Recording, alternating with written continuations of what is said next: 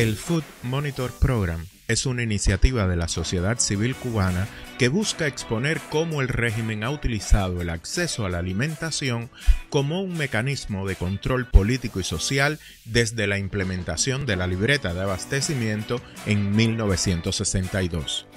Entre sus objetivos destaca la deconstrucción del mito de la soberanía alimentaria promovido por el gobierno cubano, desafiando las justificaciones del bloqueo y mostrando cómo el régimen ha gestionado el desabastecimiento en función de sus propios intereses. Sus acciones se centran en documentar las condiciones alimentarias del país, analizar el impacto en la vida doméstica y las prácticas alimentarias y exponer las violaciones a los derechos humanos que resultan de las políticas alimentarias del régimen. Para conocer de esta iniciativa, en Solución Democracia conversamos con Claudia González Marrero, doctora en estudios culturales e investigadora de Food Monitor Program. Además, Claudia es una reconocida articulista, colabora con diferentes medios independientes, además de su activismo por los derechos humanos. Sus áreas de investigación son la sociología política y la historia de las mentalidades. Además de su libro Literatura, Política y Sociedad, 4 representaciones de imaginarios en la Revolución Cubana, este año ha publicado Cultura, Comida y Poder. Ambos libros han salido bajo el sello de la editorial Hipermedia. Yo quería tratar el imaginario revolucionario, cómo se negociaba, cómo se digería el tema del imaginario en la sociedad cubana. Y me viene entonces la idea de tratarlo a partir de 4 novelas que resemblaran cada espíritu de la época, ese zeitgeist de los 60, de los 70, de los 80 y de los 90. Era un lenguaje que nosotros podemos compartir muy bien porque, bueno, tenemos esta amplia literatura de ficción que también se ve mucho en las artes plásticas, etcétera, de intentar negociar esa sociedad que tenemos nosotros que ha estado tan normada, que ha estado bajo tantas categorizaciones y que nosotros hemos intentado como que navegar ese totalitarismo isleño en la isla. No, bueno, exacto. Entonces, nada, la primera novela que yo, a la que me acerqué fue a la novela de Daina Chaviano, El hombre, la hembra y el hambre. Más allá de todo el golpe anecdótico que tuve que aprender, porque yo nací en el 85, pero creo que cada generación ha tenido su experiencia con el proceso revolucionario en Cuba. Entonces, abordar esa sociedad estática a la espera, con esa incertidumbre creciente de lo que podía conseguir o no bajo ese racionamiento socialista en el trópico, pues me llamó mucho la atención y me pareció que podía ser un hilo conductor de todas las experiencias de los cubanos yendo donde estuvieran, y dependientemente de la generación que tuvieran. Entonces, bueno, ese fue mi tesis de doctorado. Es mucho más amplia, tiene que ver con el imaginario social, con la política autoritaria, totalitaria. De hecho, trabajé mucho a Hannah Arendt, pero cuando me gradué, pues entonces vi la oportunidad de seguir ampliando, dándole voz a muchos intelectuales que estuvieran allende fronteras, dentro, fuera de la isla, eh, estaban trabajando el tema de la alimentación de alguna manera, porque nosotros pensamos la alimentación como un plato de comida en la mesa, pero tiene que ver con rituales, con las formas de cocción, pero las formas que el poder impone sobre nosotros mismos de la alimentación, cómo se busca, cómo se comparte. Ahí hay literatura, o sea, hay como una interpretación de todo tipo, de género, en fin. Creo que es el punto neurálgico y de hecho el objeto de investigación de mi trabajo hoy día. O sea, yo soy directora ejecutiva de Food Monitor Program, que es un observatorio que se dedica a diagnosticar, a inventariar, pero también a analizar más allá el impacto de la seguridad alimentaria en Cuba. Como yo soy graduada de historia de estudios culturales, pues trato de no quedarme, nunca me quedé en el impacto inmediato de lo que era la nutrición o la alimentación, sino todos los arraigos culturales que vienen detrás y, por supuesto, todo el background político que tiene. La alimentación ha sido históricamente un instrumento de control. Lo que el poder te da, de la manera que te lo da, te lo distribuye, te lo raciona. El chantaje, todo el llamado estímulo, los llamados donativos que hemos visto también, incluso ahora mismo son técnicas, como habíamos comentado antes, un poquito medievales, que de pronto ahí la gente se tira a la calle y bueno, te voy a regalar esta librita de arroz que yo tenía donada por acá, o sea, de donativo por acá. Entonces, son esas dinámicas de poder que solo funcionan en sociedades que están totalmente asfixiadas, sociedades que están en policrisis, como en Cuba, que no es una crisis específica, sino que la gente no tiene para dónde coger, porque de pronto hay una inseguridad energética, pero hay una inseguridad hídrica, pero además hay una inseguridad alimentaria. En ese tipo de sociedades catárticas, pues, ¿cómo se distribuye el alimento? El alimento más básico, más fundamental, es neurálgico, es visceral. Nosotros lo hemos visto, ¿no? Hemos visto chantaje a través de la comida, pero hemos visto como el favoritismo muy patrimonial de, bueno, te voy a dar un poquito acá porque fuiste a esta manifestación o participaste en este núcleo o en este espacio élite del poder. Y ha sido tan efectivo que el cubano hoy día incluso replica el lenguaje que aparece en la mesa redonda. No, este producto está en falta. No, porque la cadena puerto, producción, economía externa, el cubano se ha reducido, o sea, ha sido tan efectivo como mecanismo de poder que el cubano se reduce su vida más básica a qué viene a la bodega, qué se va a poder sacar, las colas que se van a hacer. De eso podemos estar hablando horas, pero hemos encontrado en Food Monitor Program muchísimo, incluso naturalización de esa miseria, la normalización de esa precariedad, que es, por supuesto, el efecto de ese poder prolongado por más de 6 décadas. Para mí, la proyección de todas esas normas al interior de la sociedad cubana que cambiaron desde 1959 los hábitos, el lenguaje. Nosotros pasamos a presentarnos como compañera y compañero. Antes no, era tema de la señora, el señor. ¿No? O sea, cambió todo tipo de comunicación entre los ciudadanos, pero también cómo nos definíamos nosotros, porque si nosotros queríamos estar dentro del proceso, y dentro del proceso significaba ser persona, ¿no? Tener una vida digna, tener un trabajo, tener unos estudios, tal. Teníamos que replicar todos esos códigos maestros que nosotros estábamos recibiendo a través de todas las oratorias magnificentes estas de Fidel, pero también por la prensa, por todos los canales conducidos. Y por eso es que yo pienso que no podemos estar hablando tanto ni siquiera perdón, de una violencia extrema, del uso de una violencia, una represión extrema. En ese momento nosotros éramos sujetos de la normativización, ¿no? El poder no nos había quitado, despojado los espacios, había monopolizado todos los espacios públicos. Y cuando a ti te quitan, te extrapolan de toda tu identidad, de toda tu memoria cultural, de toda la reproducción patrimonial que tú puedes tener, te quedas sin un punto de apoyo. Nosotros no tenemos, por eso es que para mí es tan interesante verlo incluso desde la alimentación.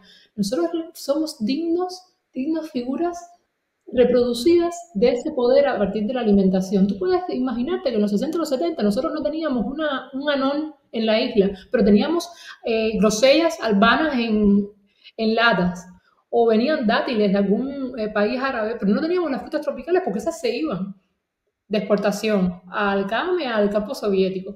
Entonces, yo recuerdo una anécdota incluso que está en el libro de Verónica Cervera que decía su mamá empanaba la carne prensada, la carne que venía de lata soviética, se cortaba y se empanaba porque en ese momento no había ni carne de cerdo en el mercado, que vamos a estar hablando ahora.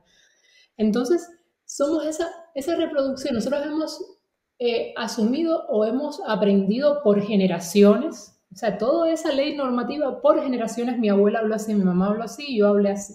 Todo ese adoctrinamiento lo hemos reproducido hasta un momento que nosotros no podemos repensarnos a nosotros mismos como nación. Por eso para mí es tan importante ir a un elemento muy básico, pero muy presente y muy definitorio en la vida cotidiana, que es la comida, porque todos al final del día nos sentamos en una mesa a comer. Esa es una actividad compartida de forma universal. Pues a partir de ahí, ver entonces qué nos queda de nación, qué somos nosotros mismos, cómo nos hemos repensado nosotros mismos y qué es lo que nos toca ahora reconstruir. Yo comparto mucho, creo, una postura casi, bueno, es muy pesimista porque han pasado muchas cosas en los últimos 3, 4, 5 años y se ha expandido mucho ese poder iliberal, autoritario en la región, pero también en el mundo. Entonces, no tenemos. Creo que el cubano también está tan polarizado hoy día que no tenemos como aprendizaje, formas o puentes o canalizaciones de aprendizaje, no solo dentro de la comunidad cubana, allá donde estemos, sino con otras experiencias similares. La comida juega un papel fundamental en la conservación de la memoria colectiva de los pueblos, ya que trasciende el acto biológico de alimentarse para convertirse en un símbolo de identidad cultural. Los platos tradicionales, las técnicas culinarias y los ingredientes locales no solo refuerzan la cohesión social, sino que también preservan historias, costumbres y valores transmitidos a lo largo de generaciones. En muchas culturas, la gastronomía es un vehículo para recordar y celebrar eventos históricos, migraciones y luchas sociales. Sin embargo, en Cuba el estudio de la comida como elemento identitario ha sido prácticamente inexistente.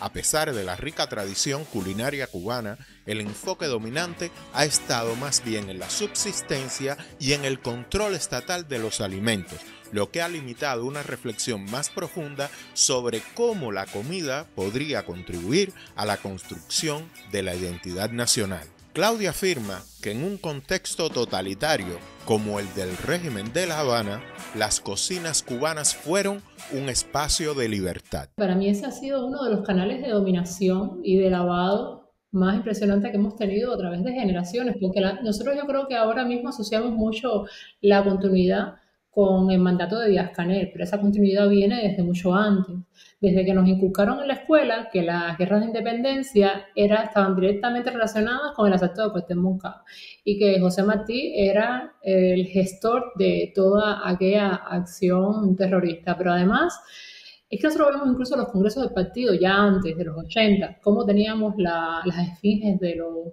patriarcas y cómo ellos lo montaron, les pusieron, es como una especie de performance, de instalación política, donde teníamos a Fidel Castro, bueno, todos los patriarcas de la guerra de independencia, hasta llegar a los supuestos líderes de la sierra, que ahora se ha incorporado Díaz-Canel. O sea, tenemos una metanarrativa ficcional impresionante, que además muy reproductivista. Es impresionante cómo hoy día todavía, bueno, ahora se hizo una reforma educativa con algunos, con los materiales de estudio de primaria, lo estaba viendo con el Observatorio de Libertad Académica, y uno pensaría, no, la época del estalinismo ya pasó, los 70, el quinquenio gris, el mal llamado quinquenio gris, es que estamos viviéndolo ahora y lo vamos a seguir viendo, y está de hecho acidificándose, ahora es aún más radical.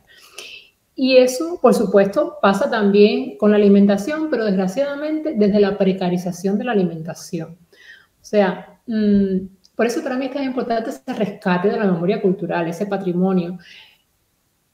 Eso me ha costado un poco de trabajo, por ejemplo, con otros trabajos que hemos tenido en Food Monitor Program, que hemos querido rescatar recetas, pero la precariedad es tan grande en la sociedad cubana que sienta mal sacar una receta original de un plato cubano. Fíjate hasta dónde hemos llegado nosotros, sobre todo después de una generación que es la mía, de los 80 ya viene, una generación criada a partir de la soya, de yogur de soya, de picadillo de soya, etc. Entonces hay que ponerse a plantearse cuando pensamos en cultura culinaria, en identidad agroalimentaria, ¿no? Alimentaria, ¿qué somos nosotros? Porque nosotros no podemos ser, yo me niego a hacer la identidad de la croqueta del ave, de Averigua, del agua Milordo, pero tú lees Nuestra hambre en La Habana, de Enrique de Risco, y aprendes muchísimo con las cosas que se comían en esa época. Entonces hay que distanciar. ¿Qué somos nosotros? ¿La cultura de la caldosa o la cultura del ajiaco?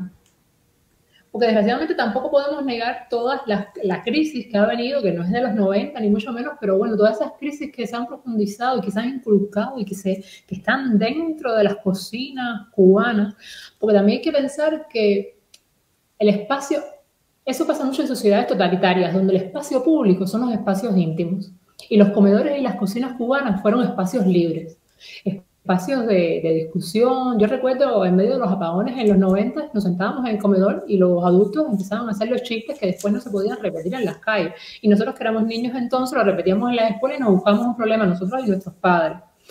Entonces también es pensar eso, ¿no? Es todo lo que nos han despojado, cómo nosotros lo hemos reproducido en una especie de infrapolítica. El cubano viene de ese choteo que mucha gente dice, bueno, esos son otros mecanismos de poder, ¿no? Porque nos quedamos en la broma y en el chuchuchú, pero también esa es una forma de poder negociar y de oxigenar toda la incertidumbre y toda la frustración que se tiene en las calles cubanas.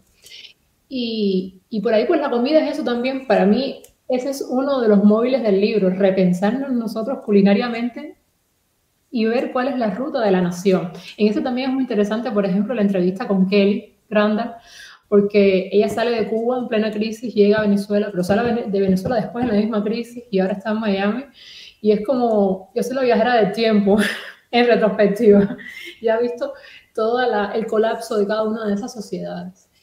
Y creo que para mí es interesante eso, es poner el debate en discusión sobre la mesa, la proyección desde diferentes expresiones, porque en el libro tenemos literatura, pero tenemos también fotografía, tenemos obras de teatro, tenemos análisis político, lingüístico, con Ariel Camejo también.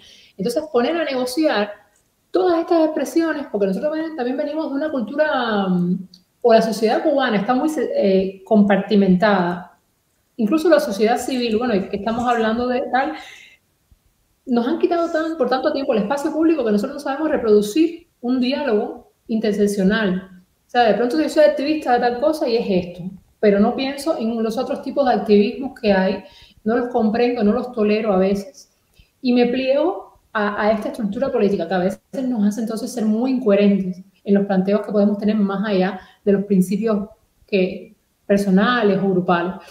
Y entonces, por eso, más allá de esa cultura del contexto, de la estética, pues me pongo a plantearlo. De hecho, fue bastante incómodo a veces porque intelectuales o artistas que habían trabajado el tema de la comida en su obra decían, bueno, pero yo no me había planteado así, ¿no? Porque lo llevamos a cuesta, la comida la llevamos a cuesta y está normalizada. Es algo que reproducimos automáticamente. Y no pensamos que es un punto de contacto, un diálogo, un hilo entre nosotros, sobre todo ahora mismo que mucha gente está afuera, pero tenemos toda una sociedad cubana, todo un pueblo cubano viviendo una crisis multifactorial. En Cuba, el régimen intentó reemplazar la herencia culinaria tradicional por influencias provenientes de los países del bloque soviético, como parte de su alineamiento político e ideológico. Este intento de imponer una nueva cultura alimentaria incluyó la introducción de productos desconocidos o poco aceptados por la población, como las conservas y las carnes enlatadas provenientes de la Europa del Este. Esto no solo transformó negativamente las prácticas alimentarias, sino que creó una sensación de nostalgia totalitaria donde la privación y el hambre crónico, exacerbados por el desabastecimiento y las políticas de racionamiento, fueron maquillados con una falsa generosidad del Estado. La narrativa oficial presentaba la escasez como un sacrificio necesario y las limitadas provisiones como un acto de bondad. Porque otra cosa que nos han enseñado de poder es la reinvención. Nosotros tenemos que resistir, tenemos que aguantar. Entonces todos esos términos de la lucha, de conseguir, que son básicamente términos que sí son infrapolíticos, son formas de contestar al poder, ¿no? Porque nosotros, por ejemplo, cuando el cubano saca 4 bienes de un almacén estatal, para él eso no es robar, eso es restituir lo que no se le ha dado, ¿no? Y eso lo tenemos muy conscientemente. Ponte nada más un día en Cuba y piensa cuántos contratos opacos uno como ciudadano tiene que hacer durante el día. Que ya no vienen solo de los mercados negros, grises y tal, sino de los cambios, los trueques, la misma conversión de la moneda. Nosotros somos parte de todo eso y todo eso viene de la dominación amplia de la sociedad. Yo conozco muchos cubanos que están fuera, que son food lovers, que son gente que le gusta cocinar, que le gusta degustar lo que no pudieron degustar en la isla, por supuesto, y no se atreven a postear una foto en redes, porque nosotros somos parte de una sociedad que está allá, se la está pasando muy mal. Yo recuerdo que la última vez que lo hice fue hace mucho tiempo, y bueno, vuelve la cubanía, Dice, ay, se me olvidó que tengo un pedazo de yuca congelada en el refrigerador, la voy a hacer y hoy me puse a hacer unos tamales. O sea, y un amigo me decía en red, posté la foto y me decía, ay, mira eso, aquí nadie se le olvida lo que tiene en el refrigerador. Es un aprendizaje. Es triste porque nos limitamos nosotros en nuestras experiencias cotidianas, allá donde estemos, pero somos parte de esa comunicación y llevamos a cuesta esa sociedad rota, ¿no? Y es súper interesante porque más allá de que no hay una metanarrativa, una historiografía de lo culinario, nosotros somos sujetos de eso. Mi generación no puede ver un huevo hervido, mi generación no puede ver azúcar prieta. Yo estoy acá en Alemania y de pronto vas a un café hipster y de pronto todo lo que hay es azúcar prieta. Y yo no puedo endulzar el café porque es que yo no puedo ver el azúcar prieta. Porque ¿cuántos vasos de agua con azúcar prieta nos tomamos nosotros en los 90? Las lentejas todavía hoy día y los chícharos son comida de pobres, con todo el hierro que tiene la lenteja, por todos los platos de lentejas que nos dieron. O sea, es eso, ¿no? Es la discusión continua y creo que la vamos a tener mucho en un futuro. ¿Qué frijoles negros son más cubanos? ¿Los que se hacen en Miami con todo, con su o los que se hacen en La Habana sin nada? Hay un sabor muy particular que tiene el cubano, que es en las cajitas de cumpleaños, la ensalada fría mezclada con merengue de pastel. Entonces, eso no puedes contárselo a nadie porque nadie te lo va a entender. Pero esa ensalada fría de los coditos con un poco de mayonesa, no sé qué, mezclada con el merengue, es la memoria que tenemos nosotros en las cajitas de cumpleaños. Yo recuerdo mucho, y es rarísimo porque como somos sujetos de ese poder, somos sujetos de las voluntades de ese poder. Cuando el gobierno de pronto pensó, vamos a importar por cantidad un producto, nosotros metimos meses comiendo ese producto y no nos acordamos del resto. Cuando el gobierno hizo un giro de 180 grados y dijo, no, y ahora no tenemos esto, pero conseguimos un banco de tal cosa que nadie quiera porque está vencido, vamos a meterle, eso fue lo que comimos por 3 meses. Así está Cuba hoy mismo, no hay arroz, no hay frijoles, pero hay esto y así va. Yo recuerdo en los 90 una tanda de fish stick impresionante, de estas croquetas que eran además naranja radioactiva, que yo las he visto aquí. Yo fui para allá porque además yo no me comía el fish stick solamente, yo me comía la boronilla del fish stick. Así era el hambre que teníamos nosotros de niños. Y yo me acuerdo que eran unos grumos, pero naranja fosforescente. Y los encuentro acá y voy para allá. El fish stick era el pescado empanado. Y no, esto no es lo que me gustaba a mí. Nosotros estamos comiendo la basofia que estábamos comiendo, y eso se quedó en la memoria de nosotros. Y sí, yo creo que nosotros tenemos que renegociar eso y renegociarlo como sociedad, constantemente preguntándonos constantemente cuáles son ese tipo de conflictos. La primera vez que yo estuve en Miami, yo estaba muy orgánica delante de la casa de jugo aquel, cuando yo vi las raspaduras de este tamaño, las cosas, y mira esto, las raspaduras, mira, y después tú te pones a pensar qué cosa, de qué manera, cómo nosotros podemos ser sujetos de añoranzas, de las comidas más precarias y más reinventadas y más insanas, insalubres. Digo, es impresionante cómo nosotros cargamos ese detalle, pero no lo compartimos. Y cuando lo compartimos, no lo negociamos más allá de las añoranzas y de las frustraciones. Nosotros nos han enseñado que la dieta es un privilegio, que aspirar a comer lo que queremos es un privilegio, que otros países están peor y que tenemos que estar agradecidos con lo que el gobierno, con todas las artimañas, con todo, puede conseguir para el pueblo cubano. Entonces tenemos que estar agradecidos de ese paternalismo. El cubano hoy día, entonces, bueno, las dietas, o sea, ¿qué tipos de dietas? Nosotros no pensamos en la dieta alimentaria, la dieta médica, pero hay dietas éticas, como tú comentas, hay dietas que son más consecuentes con el medio ambiente, hasta dietas religiosas. Ya no vamos a plantearnos eso porque ya sabemos muy bien que el cubano tiene derecho a comer lo que quisiera a partir de todos estos reglamentos filosóficos y personales. Pero es que, además de eso, tenemos un sector poblacional amplísimo. O sea, Cuba ahora mismo es el país que lidera el envejecimiento en el continente. La población más envejecida es la población cubana. Pero esa población, esos viejitos que tienen 60 o más años, esos ancianos, eran adultos en los 90. Y esos adultos de los 90 se quitaron la poca proteína que tenían para dársela a sus hijos, que somos nosotros. Porque yo no sufrí la crisis porque los niños comían lo que había. Yo ahora como madre y como adulta, cuando lo pienso, me siento a llorar, porque es que mira lo que decía mi mamá, mira lo que decía mi abuela. ¿Te imaginas lo frustrado, lo doloroso que es para un padre ver a un niño llorando porque no se quiere comer el pan con aceite para llevárselo para la escuela?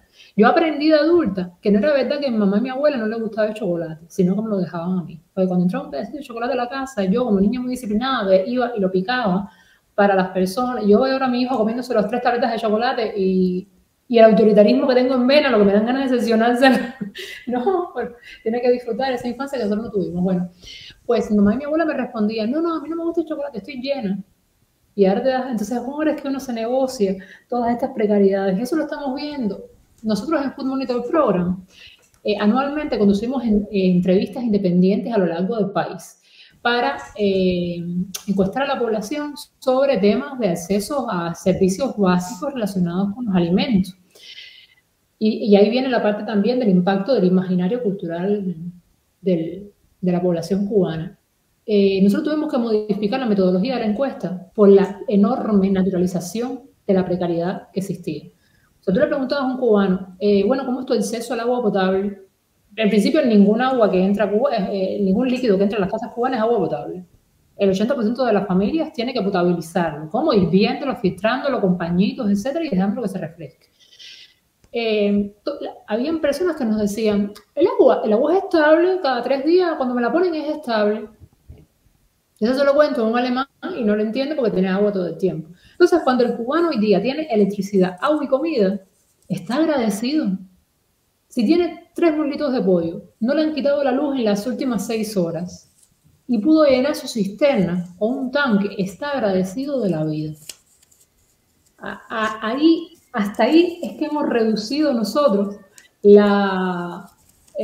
todas estas políticas filosóficas que hay a lo largo que hay fuera de Cuba.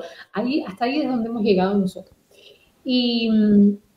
Y esto es terrible, sobre todo verlo en un grupo poblacional con mayores condiciones de vulnerabilidad, porque como tú decías, bueno, todo esto de la polineuritis, pero ahora, hoy día, la población está teniendo, o sea, los mayores indicadores de enfermedades principales que están presentes, sobre todo en esta población de más edad, es la diabetes, la hipertensión y la gastritis. Y las 3 están relacionadas con la carencia sostenida de proteínas y además las 3 necesitan dietas especiales que no existen hoy día en Cuba. Es innegable que la comida ha sido eje central en el debate cotidiano de Cuba desde hace más de 65 años. Food Monitor Program es una iniciativa que busca no solo investigar y denunciar cómo el totalitarismo usa la alimentación para hacer chantaje a su propia población, sino también para incidir en políticas futuras en torno a lo alimentario, pero también a los valores nutricionales de las comidas y las diferentes dietas que puedan existir en una sociedad moderna.